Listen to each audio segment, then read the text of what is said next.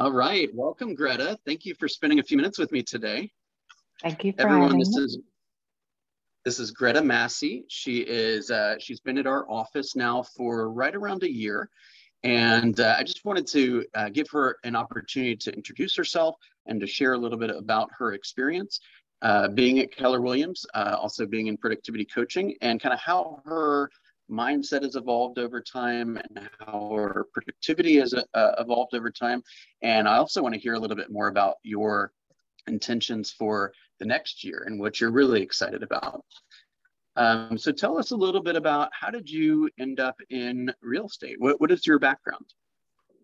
My background is in education. So I have a master's degree in curriculum instruction, and I was a special needs teacher on the latter end of my career. But I always, because I moved so many times, I always had an interest in real estate. And so when I learned that I really needed to make a pivot, I took stock of the skills that I had and decided this, given my age and where I was in life, this would be a good fit for me. Beautiful. That's what I hear a lot of times is that, many people get into the business for exactly the same reason. And you can confirm this with me now is to have a better quality of life, right? Maybe it's about money, maybe it's not about money, maybe it's about time, maybe it's not about time. What I find most common though, is that it's about control, right? You can control the income. You can control how you spend your minutes, right? You can control Yes. when you're in town and out of town, like you're out of town today, right? Mhm. So I think one of the biggest lessons that Keller Williams certainly taught me is that this is a business, right? Mhm. And if you treat it like a business, you can have phenomenal results. If you kind of wing it and you don't really think about, if you don't have a plan or you don't have structure around it, then just about anything can happen. So tell us a little bit about kind of the beginnings of your experience here. Yeah, so I came in with zero business background. I mean, none. And it was kind of a shock at first to come from a really structured environment, to also come from an environment where I felt like I was a leader and had kind of a top level knowledge, to come in and know nothing, and it can be very overwhelming. And I know that I spent the first portion of my career kind of floundering in how do I wanted to make it more like what I was used to when it's not. Instead Mhm. of me adapting to the business, I was trying to adapt the business to me. And I know we've had lots of conversations around that. It was a struggle. It was a struggle for sure. Can you think of a turning point? Um, oddly enough, I would say I've had several turning points. Like I'm like a business alcoholic. I fall off the wagon and then I get right back on, and then I fall off again and I get right back on. But every time it's been like something where I just decide this is the time I'm going to do it right. And every time I learn something new. And I think there are moments I can look back where I've stopped and I'm like, dang, there's so much to do and so much to learn. Will I ever get there? But then I take a rear view look at where I was and Yes, where I am now. And I'm like, not bad, girl. You've come a long way. Let's see if we can go further. And so exactly. that's been kind of the mindset that's kind of kept me going. So, what are you most excited about for the second year of business? Where do you My see, second where do you see yourself? my second year of business, I'm kind of really honing in on what excites me the most. And I've always said I wanted to be involved in the divorce niche, and because that's an experience near and dear to my heart, and I want to be the person that I so desperately needed at the time when I went through it. Right. So I've spent a lot of time giving in that area, giving to people I know who are, and sending referrals, talking to them, and it's starting to pay off. And I hope to really kind of work that and make it a major leg of my business. And Right. then I also am developing.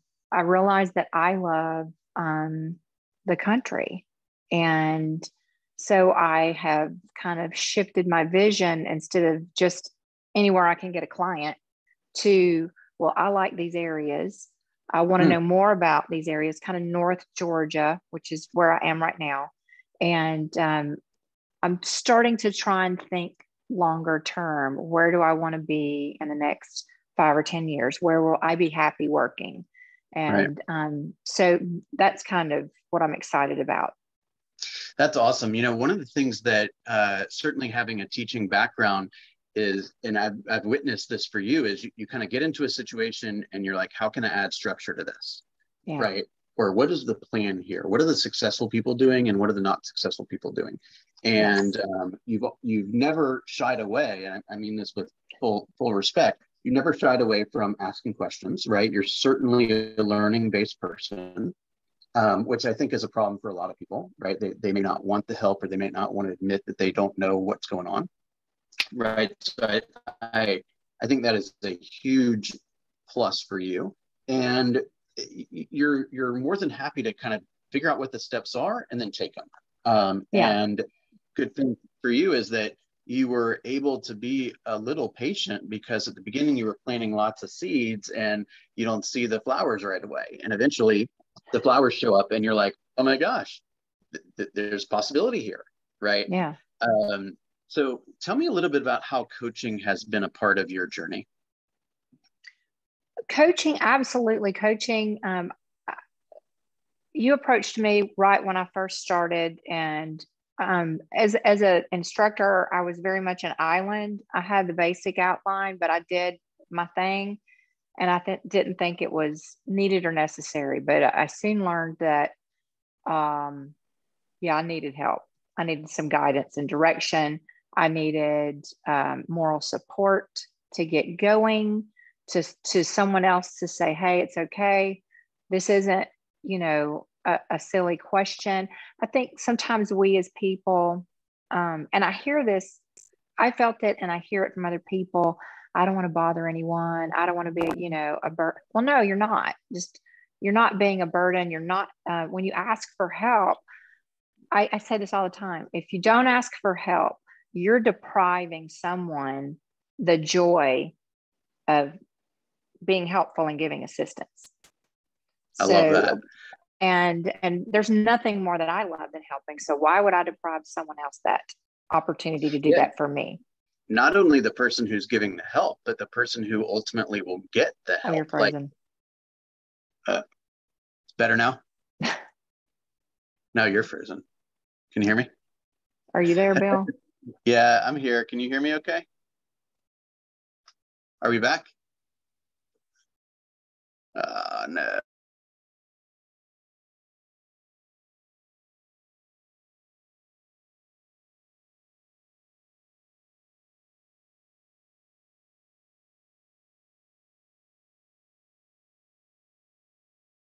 Uh-oh.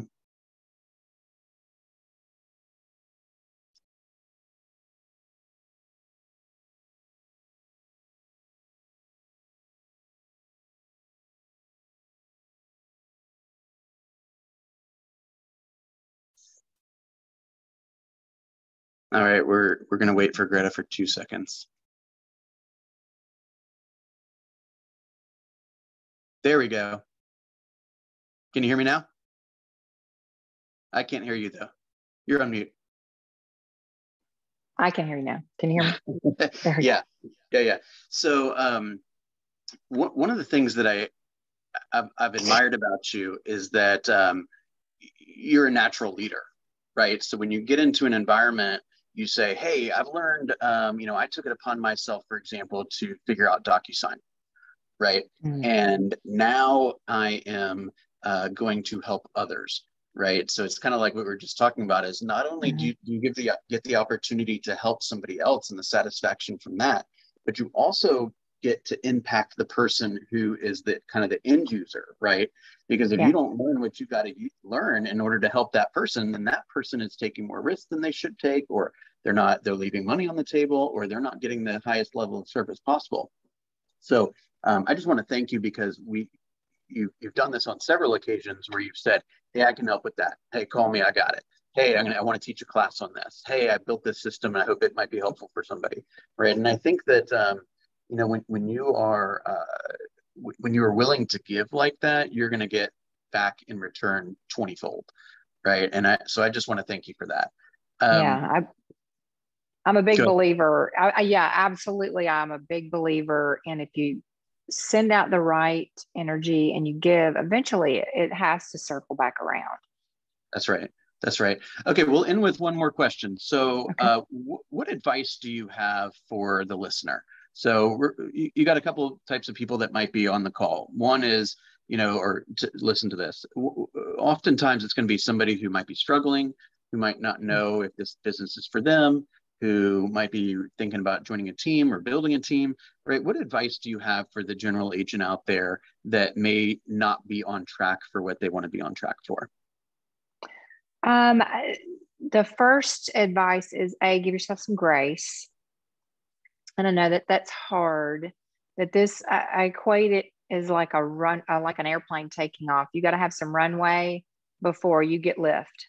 Yep. And I think that's super important to understand that and be accepting of it. And the second one is, like, I'm embarrassed to say how many times I've false started, like not implemented, or I think I've done a lot of the education for entertainment's sake. And now, instead of having a list of 5,000 things to do, I've really tried to break it down and be very mindful of what I want to put into practice, and making sure that it's has some legs and some longevity, and that it has the chance of being productive. And so I'm reading, which I should have done before now. So I would say, and everyone says it, but I'll say it too. I'm reading MREA, and it's interesting to read it after a year of, some struggles. Yeah. And it's like, okay, yeah, wish I'd have read that 9 months ago. You know what I mean? Like it really has a lot of practical, and you can see yourself in it, or at least I can see my journey in it. So I would encourage people to read that and maybe go to that class, but take your time to just some grace more than anything. Yeah. I appreciate you saying that. I think every time, many of us have read that book many times, and ultimately I hear something different every time, right? My business might be in a certain place this year versus next year or 2 years ago, whatever. And something else I pick up on. So I would encourage you and others to read that book over and over again. It's the blueprint. Look, this business does not have to be that difficult, right? It's, what do you want? Why do you want it? What's the play? What's the plan? And then bringing on some support, whether it be, a coach or a friend or a buddy in the office or whatever it is, that can help make sure that you are performing. And if you don't have failure, you're not talking to enough people, pretty much. Yeah, right? That's the part I was reading today about. Failure. You have to fail to be successful. It's just, you can't just jump right in. Right. They say, this is a John Maxwell quote. He says, everything uphill is, or everything worthwhile is uphill, and nothing automatically goes uphill. Right. So you gotta have the goal in mind, and then you just gotta put your head down and go to work, and know that there's going to be some tough days, and know that you're going to feel like you're getting beat up every once in a while. But ultimately, there are people that have gone before you. There's models and systems to help. And the great part of being in Roswell is you have, 375 colleagues that want you to be successful, and a group of productivity coaching clients that want you to be successful, and of course us. So I just want to thank you. I've really enjoyed watching your journey, and I'm super excited to see how the next year and several years unfolds. And if your growth and learning curve is anything like it's been in the last year, I think we're going to see your name all over the awards, in the weeks and months and years to come. So thank you. Thank you for everything that you're doing for the group, and I appreciate your time today, and glad you got an opportunity to share your journey with others. Thank you so much. I appreciate it. Mm-hmm.